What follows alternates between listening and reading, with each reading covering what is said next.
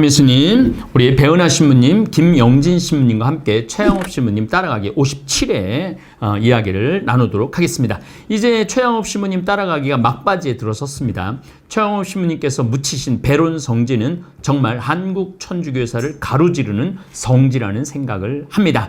우리 배은하 신부님, 김영진 신부님 안녕하십니까? 더우신데 어떻게 지내시는지 궁금합니다. 요즘은 좀 바람이 좀 차졌죠? 아주 뭐 네. 시원한 느낌이에요. 네. 창문 열어놓고 자면 감기 걸리겠던데. 아주 전리기가 네. 그 전리기가 뭔지 네, 맞습니다. 입추하더니 참 산 다니시기 좋으시겠어요, 이제. 더. 사실 저는 수원교구 신부지만 원주교구에서 살면서 두 선배 신부님 거의 동창이시죠? 동년배시죠? 그리고 같은 제천에서 사제 우애를 나누면서 지내는 모습이 너무 아름다워 옆에 끼어 지내고 싶은 생각을 많이 했습니다. 예수님께서 요한복음에서 마지막 만찬이 끝나고 제자들을 향해 아버지, 이 사람들이 하나 되게 하소서 기도하셨는데 이 두 분을 만나면 늘 그런 기분이 듭니다. 오늘은 지난번에 마저 이야기하지 못한 배론 성지의 배론 신학당에 대해서 배은하 신부님께 묻고 싶습니다. 신부님, 배론 신학교의 신학생들 생활상, 식사, 교칙, 교우들의 돌봄, 신학생들의 나이, 소소한 일상 뿐만 아니고 배론 신학당에 그런 내용을 좀 해주시면 좋을 것 같아요. 제일 첫 번째 신학교를 간 게 네. 이제 1836년 그렇죠. 3명의 학생들이 네. 마카오로 가서 공부했다가 둘 사제가 됐다는 얘기는 했잖아요. 네. 근데 두 번째 신학생들이 누군지 모르죠. 네. 예. 그 이야기를 조금은 해야 될 것 좀 같아요. 해주세요. 짚고 넘어가야 되는 게 그 두 번째 2대 신학생이라고 이제 볼 수 있는 그렇죠. 게 그 우리 조선교구 2대 교구장으로 오신 앵베르 수교님 때 3명의 또 신학생들 또 말고 4명을 4명이나 뽑았어요? 선발했어요. 네네. 근데 그때 선발한 학생들은 나이가 든 사람들이에요. 국내에서. 왜냐하면 마카오로 보내가지고 돌아오는 것이 너무 긴 시간이 걸리기 때문에 그렇게 해서는 안 되겠다. 그래서 좀 나이 든 사람을 짧은 기간 동안에 양성해서 사제로 만들어야 되겠다 해가지고 앵베르 주교님이 1838년 11월 32일자의 서한을 보면 모방 신부가 보낸 새 소년과 나 자신이 보내기를 희망하는 다른 새 소년은 너무나 먼 장래의 희망입니다. 통킹에 계신 베리트 주교와 우리의 최초 교구장들의 본을 따서 나도 여기에 도착하자마자 이내 성년에 이른 이로 사제직에 적합한 사람들을 찾게 되었습니다. 주님께서는 우선 우리의 북경 보행꾼으로 나이 42살에 아직 독신이며 우리들을 모두 조선에 인도하여 드린 신자를 찾아내는 은혜를 주셨습니다. 이 사람은 1801년 박해 때 눈을 하늘로 돌리고 참수당하기를 원한 영광스러운 순교자 정약종 아우구스티노의 아들입니다. 나는 또 32세 된 호라비 한 명과 또 다른 두 청년에게 기대를 걸고 있습니다. 나는 이거 진짜 많았네. 근데 신부님 그때도 25살 이전에는 서품을 주지 않았죠. 그렇죠. 그러니까 16에 떠나도 9년, 10년이라는 엄청난 세월이 하니까 그 세월을 줄이고 싶었던 거군요. 그렇죠. 나는 조선말을 배우면서 이들에게 의무적으로 하루에 2시간씩 강의를 합니다. 올 여름에 이들은 라틴어를 곧잘 읽을 수 있게 되었고 그중 두 사람에게는 사천의 선교사 하멜 신부가 중국어로 번역한 신학서를 가지고 신학을 가르치기 시작했습니다.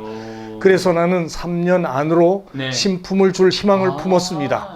이렇게 썼어요. 그러나 이 편지를 쓴 지 불과 수개월 만에 기해박해가 일어나가지고 순교하시죠. 앵베르 주교님과 2명의 신부님 정하상 바오로가 다 순교하게 되는 거죠. 정하상 바오로 성인은 제가 정말 신학교 때 공부도 많이 하고 정하상 바오로 성인에 대한 연구도 많이 했어요, 제가.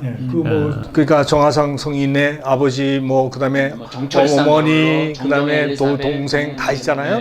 그렇게 돼 있는데, 그다음에 이제 32살 된 호라비는 누구냐면 이승훈의 손자로 초명이 제용 토마스라고 하는데, 1846년 이후 제의라고 이름을 바꿨어요. 그래서 피신하다가 1868년에 잡혀가지고 삼촌 이신규 마티아와 함께 순교했고 또 나머지 두 학생은 이문우 요한하고 마카오로 유학 간 최방제의 형 최형 베드로. 그러니까 이렇게 네 명을 국내에서 이렇게 또 키워가지고 공부를 시키려고 해서 네. 사제를 만들려고 했던 그런 역사가 있는데 요거는 자꾸 잊혀져가지고 아무도 몰라요. 그러니까 저도 몰랐어요. 네, 그래서 이런 기회에 좀 얘기를 해줄 필요가 있어서 말씀을 드리는 거고. 아이고, 감사합니다. 그래, 네, 그렇게 하고 그다음에 이제 신학교의 상황을 보면은 이게 지금 이제 그 시무님들이 그 배론을 순례해가지고 그야말로 평면도를 그려놓은 걸 이렇게 보면은 신학교가 이렇게 생겼다 하는 것도 이제 알 수 있는데 방 두 칸에 부엌 하나. 맞아요. 그렇게 좁은 공간 속에서 살아야 됐기 때문에 굉장히 어려워서 지난번에도 말씀드렸듯이 이 학생들이 뭐 하나가 병 걸리면 다 걸려가지고 고생해야 됐다는 그런 이야기를 이제 들려드렸고. 하여간 어쨌든 그 당시 이제 뭐 교수는 장주기 요셉 회장님이 한문을 가르치고 그다음에 보르띠에 신부님이 이제 교장 신부님으로 부임해가지고 학생들에게 전체적인 것을 가르치면서 했고 그다음에 몇 년 후에 푸티니콜라 신부님이 오셔가지고 이제 하급반을 주로 이제 교육을 가르치게 됐다. 마이너 신학교, 뭐 메이저 신학교 하듯이 그런 식으로 해가지고 교육을 시키게 됐다는 것을 우리가 이제 말씀을 드려서 조금 이제 이해를 할 수 있을 텐데 이 신학교가 처음에는 이제 3명 학생들이 그 장주기 요셉에 의해서 한문을 배우게 됐고 그 다음에는 이제 보르띠에 신부님이 오시고 나서부터는 7명, 7명. 그러니까 장주기 요셉이 3명 가르치고 나중에 이제 보르띠에 신부님이 4명 정도 더 가르치게 되면서 7명으로 증가했고 61년도에는 보르띠에 신부님이 상급반 학생들에게 수사학을 가르치고 62년도에는 푸티니콜라 신부님이 교수로 부임해 와서 하급반 학생들을 맡아보았다 그러죠. 이제 그래서 63년에 보르띠에 신부가 철학 강의를 했고 64년 말에는 처음으로 소품을 주는 식을 거행했다고 보는데 64년 11월 1일자 서한에 삭발레와 소품을 주는 소품식을 위해 교구장 베르네 주교님의 도착을 기다리고 있다는 편지가 나오고 있죠. 그래서 65년에는 신학교에서 소품자 1명, 삭발레 1명, 신학반 2명, 그리고 약간의 라틴어반 학생을 포함해서 10명 학생들이 있었다. 이렇게 이제 보고 있고 베론 신학교에서 공부를 한 신학생들에 관한 기록은 1928년부터 10년간 원주 본당에 재임했던 정규랑 레오 신부님이 18세까지 베론에 살았다는 최경신 바르나바와 노인의 증언을 토대로 해가지고 학생들의 그걸 보면 권기동, 박필립보, 송척도 바오로, 이만돌 바오로, 김성철 라우렌시오, 임신생 등 6명, 그리고 몇몇 학생이 더 있었다. 이제 그렇게 보고 그다음에 치명 일기에 나오는 신학생 3명, 김사도 요한, 유아안드레아, 권요한 이렇게 이제 박억만, 필립보도 이제 있다는 기억을 볼 수가 있습니다. 그리고 이제 이들이 뭐 받았던 교육 내용을 이제 보게 되면은 라틴어과 신학과 이렇게 나누어서 공부를 했고 라틴어과에서 또 이제 철학과 신학으로 같이 공부를 했다고 보면서 일반 서양 문물을 배우는 한편 동물, 식물, 지리학, 과학, 의학, 일반 상식까지 공부할 수 있게 됐다. 많이 배운 거죠. 그리고 뭐 한글, 한문, 수사학, 천문학, 음악, 지리, 역사, 자연과학에 이르기까지 교양 과목도 배울 수 있게 됐다고 얘기를 하니까 그러니까 그 당시 스콜라 철학을 어디서 배웠겠어요? 우리나라에서 처음으로 그런 전문적 지식을 배울 수 있었던 곳이라고 이제 본다면 박해 시대 이 신학 교육이 사회적 여건으로 인해 규모는 작았지만 최초로 서양 학문을 시작하였다는데 굉장히 큰 의미를 찾을 수 있다고 이제 보는 것이죠. 이제 그런 부분 정도 이야기하면 되지 않을까 생각합니다. 신부님 너무 잘 들었습니다. 감사합니다. 우리 김용진 신부님이야말로 동생분도 사제의 길을 걷고 계시다고 그러는데 배은하 신부님은 7형제 중에 4분이 사제가 된 거죠. 오늘 이제 신부님 김용진 신부님 말씀 들어보니까 동생은 지금 어디에서 지금 활동하고 계세요? 그 신부가 된 동생은 미국에서 그 버지니아에서 교포 사목하고 있고 원주 교구시고. 네. 원주교. 이제 여동생 하나 수녀는 베트남에 베트남으로 가셨어요? 네. 야. 참 우리 김용진 신부님은 충교 조상과 최영업 신부님 그리고 동생마저도 하느님께 이제 부모님이 봉헌하시긴 한 거죠.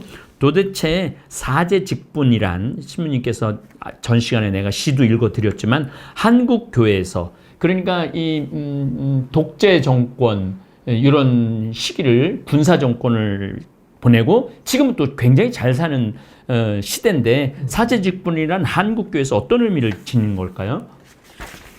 천주교는 그리스도의 신비인 성사를 가르치고 집행하면서 하느님의 복음을 선포하는 교회죠. 네.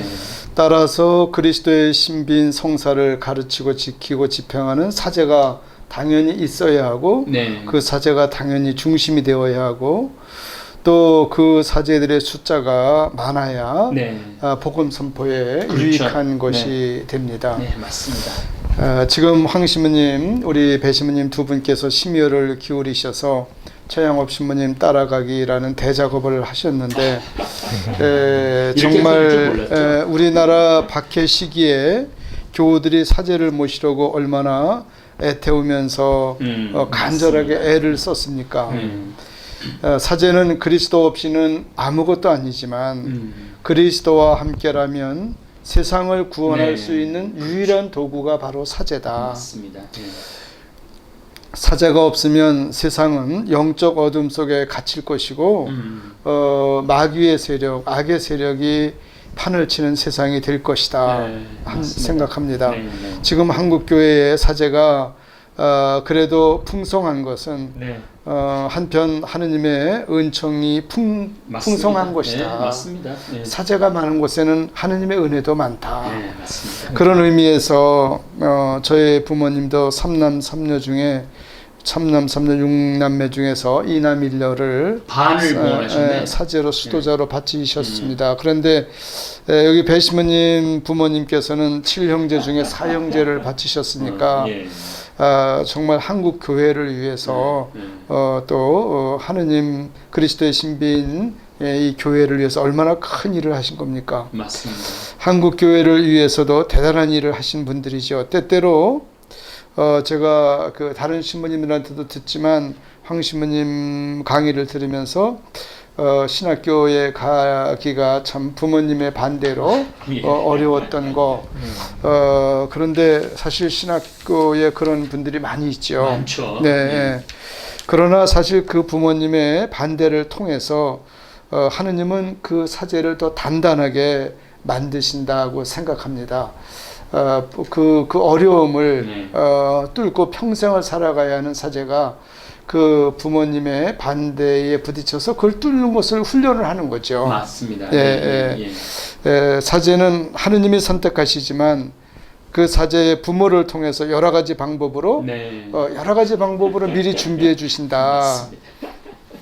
그렇기 때문에 사제를 공경하는 것 못지않게 사제를 봉헌하신 부모님들을 위해서도 마땅히 기도드리고 공경해 드려야 한다고 생각합니다.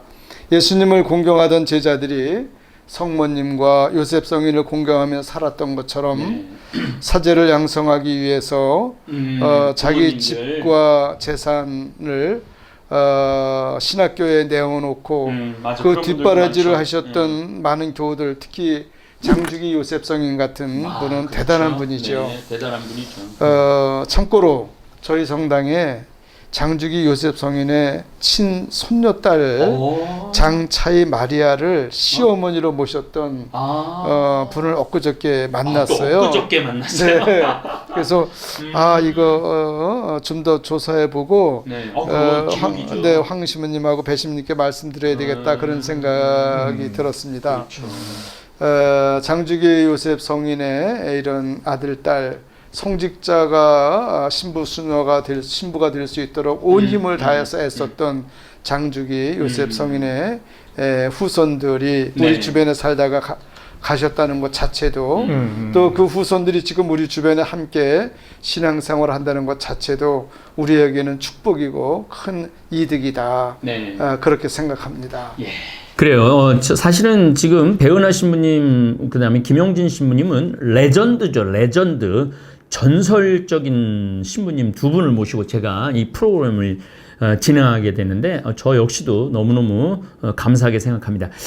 신부님 옛날에 신학교는 용상신학교도 그러고 해화동 신학교도 그랬다고 그러던데 냉남병이 안 돼갖고 얼음물로 세수하시고 더운 삼복도에서도 신학 공부를 하셔서 이렇게 한국 천주교를 우리 이 생태마을을 지어놓으신 김창린 신부님 세대 6.25 전쟁 때 저기 밀양까지 같이 피난 가고 이제 최영업 신부님에게 감사하는 마음으로 최영업 신부님 기념성당에 냉난방 시설해드리는 운동을 전개하고 있습니다.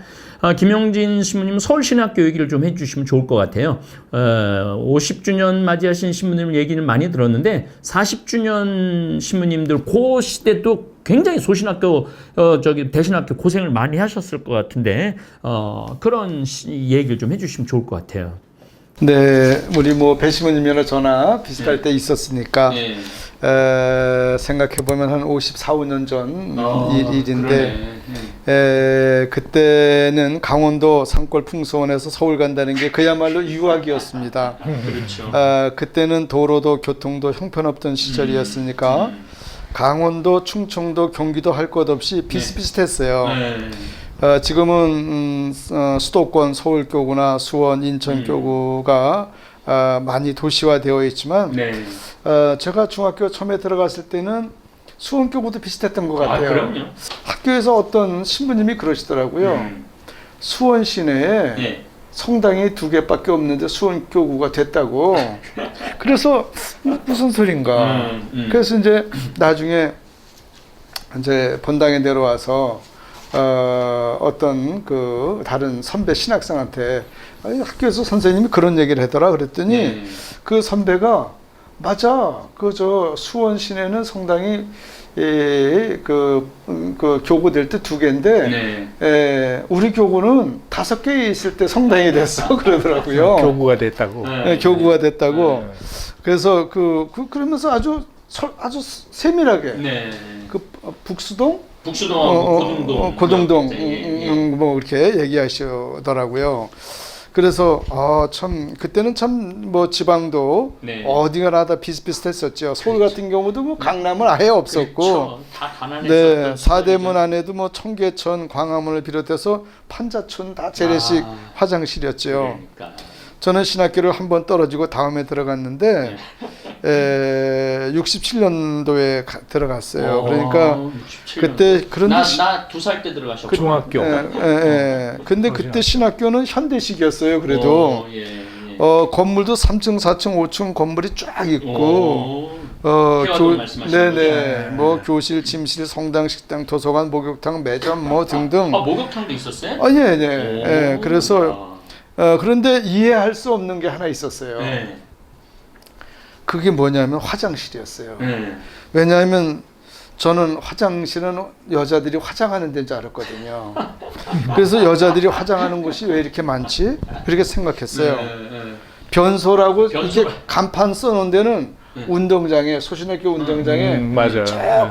큰 건물에 변소 써놨어요. 그래서 시골에서도 변소는 항상 집하고 떨어져 있거든요.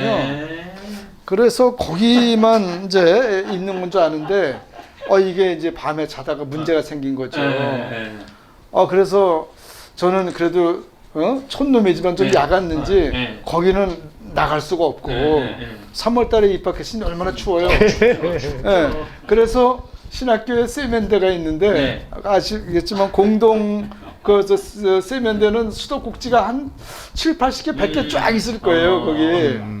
거기에 가서 이제 소변을 봤는데 어떤 친구는 쓰레기통에다가 봤어요. 근데 그때는 플라스틱 쓰레기통이 없어서 다 나무 쓰레기통이었거든요. 화장실을 몰라갖고. 화장실을 몰라서.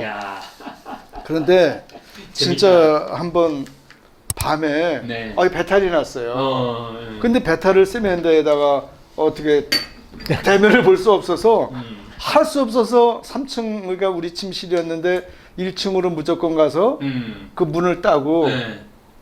운동장 변소를 아, 갔어요. 거기까지 깜깜한데. 깜깜한데. 예. 그냥 무서워 죽겠죠, 어린애가. 그런데 갔다가 일을 보고 들어오는데 내가 어디로 나왔는지를 모르겠는 거예요. 이걸 못 찾은 거예요. 그래가지고 그때 아마 신학교 들어간 지 한 5일쯤 됐나 봐요. 그래서 아마 신학교에서 다른 음식 먹으니까 배탈이 났었나 봐요. 그렇죠. 네. 그래가지고 막 그냥 건물을 막 돌아다니면서 뭐 막 열을 아무것도 안 열려. 아 이러다 죽는가 보다 했는데 무슨 빠라랑 하고 벨소리가 신학교 벨소리 기상 벨소리가 울리는데 네. 불이 켜지더니 막 이렇게 학생들이 움직이는 게 보여서 뛰어갔더니 거기가 2층 세면대야. 세수하러? 보일러실 앞에 신학교 보일러실 앞에 소신학교. 그래서 막 두드렸더니 어떤 선배가 문을 열어주면서 우리가 온 지가 얼마 안 됐으니까 너 누구야? 나 엊그저께 여기 입학했다 그랬더니 너 그런데 왜 어디 갔다 오는 거야? 왜냐면 송랭이 있고 그때 잠옷을 입을 줄 알아? 송랭이 있고 또 그랬더니 아니 저 변소 갔다 온다고. 그렇지 또 대변면에 와서 변소 갔다가 왔는데 길을 못 찾아서 했더니 이해를 하고 그랬구나. 데리고 1학년이니까 우리가 그때 뭐 8호 침실인가 그런데 거기를 안내해 줬어요. 그런데 그 다음날 아침 새벽 미사 6시 미사 끝나고 교장 신부님이 1학년만 남으라는 거예요. 중학교 1학년만. 그래서 우리가 다 남았는데 그 말씀을 해주시는 거예요. 얘들아 화장실이 너네 엄마가 화장하는 곳이 아니고 거기가 오줌 넣고 똥 넣는 데야. 중학교 1학년 애들 다 중학교 1학년. 소신학생들 그렇고. 근데 서울에서 온 아이들도 자기 집도 다 재래식 변소 썼기 때문에 수세식을 잘 몰라서 참 그랬던 적이 있었어요. 그래서 참 생각해 보면 참 기가 막힌. 그게 참 소신학교에 우리 배 신부님하고도 대화를 나누면 기가 막힌 얘기도 많은데 우리 김영진 신부님은 파란만장. 그럼요. 그러니까. 그 파란만장 중에 제가 이제 연탄님 사실은 이 두 개를 동시 이제 다 읽으려고 그러는데 워낙 요즘 저기 저 강의 준비가 많아갖고 연탄 일기는 이제 내가 내일 이제 가면서 읽을 건데 연탄님을 눈시울을 적시면서 읽었어요. 제가 그래서 우리 직원들한테 야 이거 좀 한번 읽어봐라 이게 그랬더니 우리 직원 하나는 나 운전해주는 이 직원 이걸 먼저 읽었더라고요. 그러면서 연탄 일기가 너무너무 좋았다고. 그래서 우리 직원들한테도 다 이제 한 권씩 이제 선물을 할 건데 탄광촌 사목 이야기를 조금 더 해주시면 좋을 것 같아요. 예, 제가 탄광촌에 좀 오래 있다 보니까 미운정 고운정이 많이 들은 것 같아요. 그렇죠. 3번이나 그런 지역을 갔어요. 제가 꿈을 잘 안 꾸는데 어떤 데 탄광촌에서 이런저런 했던 것을 꿈에서 꾼 적이 몇 번 있어요. 그래서 내가 거기에 연민이 내가 참 많구나 그런 생각을 하기도 했습니다. 근데 탄광촌에서 있었던 여러 가지 경험 중에서 제가 탄광촌에서 고생한다고 김수환 추기경님이 오셔서 3박 4일을 계셨던 적이 있습니다. 그런데 그 프로그램에 김수환 추기경님이 아니고 어떤 할아버지, 어떤 회사를 운영하는 할아버지로 해서 탄광촌에 오셔서 이렇게 이런 거 저런 걸 좀 보신다. 그렇게 추기경님 비서 신부님하고 그렇게 짜가지고 했는데 이게 다 발각이 됐어요. 추기경인 게? 그때 당시 80년대니까 그렇죠. 그때 당시는 김수환 추기경님 움직이는 게 굉장히 그 뉴스에 화제가 됐죠. 항상 뉴스의 중심이었죠. 그래서 이제 추기경님이 오셔서 얼마 동안 계실 때 우리 그 성당에서 성당의 교우들이죠. 광부들 한 100여 명만 좀 이렇게 모이게 해서 추기경님하고 허심탄회하게 대화를 하는 시간을 가졌었어요. 그때는 전두환 군사정권 시절이라서 그렇게 오는 것도 광부들이 눈치를 보던 시절이었습니다. 모이는 것 자체가 문제였죠. 그래서 더군다나 추기경님이 오셨다고 그러니까 아주 동네가 비상이었는데 네. 그때 추기영님 질문에 답했던 광부들의 말을 잊지를 못해요. 예. 제가 그 책에도 썼는데 네. 김추기영님께서 이렇게 말씀하시더라고요. 여러분 광부로 일하시면서 네. 제일 어렵고 힘든 것이 어떤 것입니까? 네. 네. 그러니까 광부들이 뭐 어렵고 힘든 거 이런 거 저런 거 막 얘기하죠. 네. 네. 그런데 많은 것을 얘기하는데 어떤 광부가 또 손을 들더니 네. 추기경님 네. 수천 미터 지하 갱속에서 일하는 것은 어느 것도 쉬운 게 없습니다. 네. 네. 그런데 저희가 정말 어려운 것은 저희를 광부라고 깔보는 것입니다. 무시당하는 거. 그것을 참고 이기기가 제일 힘들고 어렵습니다. 그런데 저도 그 말을 그때 처음 들었어요. 네. 네. 근데 이 말이 끝나자 광부들이 맞습니다, 맞습니다, 막 그렇게 서로 동의를 하더라고요. 그런데 그 말씀을 듣고 추기경님이 이렇게 들으시다가 이렇게 해서 한참을 계시는 거예요. 한참을 계시는 거예요. 그리고서 왜 그러시지? 어떤 말씀을 하실라 그러지? 그랬더니 추기경님이 이러시는 거예요. 그렇군요. 그렇군요. 저도 그런 것이 보였으면 용서해 주십시오. 그때 참 그 마음속에 참 제가 화끈거렸어요. 네. 난 사실 그분들을 위해서 뭘 한다고 껍죽거리면서 무시하는 게 있었거든요. 안 하려고 하지만 그냥 뭐 어떤 데는 뭐 식사하고 술 먹을 때 막 이러는 거 보면 저런 것들을 위해서 해야 되나 막 이런 생각도 했는데 사실 광부들 말대로 못 배우고 돈 없고 빼고 없고 그런 것은 참을 수 있는데 네. 불 속에서 탄캐는 광부라고 깔보는 것 그것이 내 마음속에도 있지 않았나 이렇게 생각을 했어요. 근데 더 감격적인 것은 그 대화를 다 끝나고 이제 그 기도도 하고 네. 헤어질 때인데 추기영님이 앞에 나오셔서 그 남자 광부들 한 네. 사람 한 사람을 이렇게 안아주시는데 이렇게 안고 금방 앉는 게 아니라 한참씩 안아주셨어요. 한참씩. 예. 그 생각하니까 좀 지금도 울적하는데 한참씩 그 광부들이 많이 울더라고요. 그 뭐 별 말씀 안 해주시고 이렇게 한참씩 꽉 안아주셨어요. 아마 제 생각에 그 시간이 한 30분도 더 됐던 것 같아요. 그 사람들 그 안아주셨던 생각이.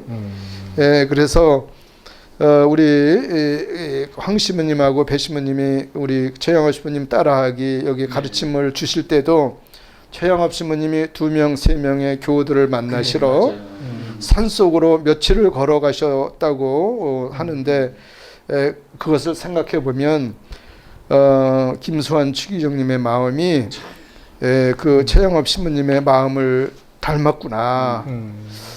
또 우리 배 신부님, 황 신부님이 최영업 신부님 따라가기 이 강의 정말 너무 수고하셨는데 두 신부님 강의는 교우들에게뿐만 아니라 우리 이 시대에 사는 최영업 신부님의 후배들인 많은 신부님들 사목에도 네. 분명히 큰 도움이 되고 있습니다.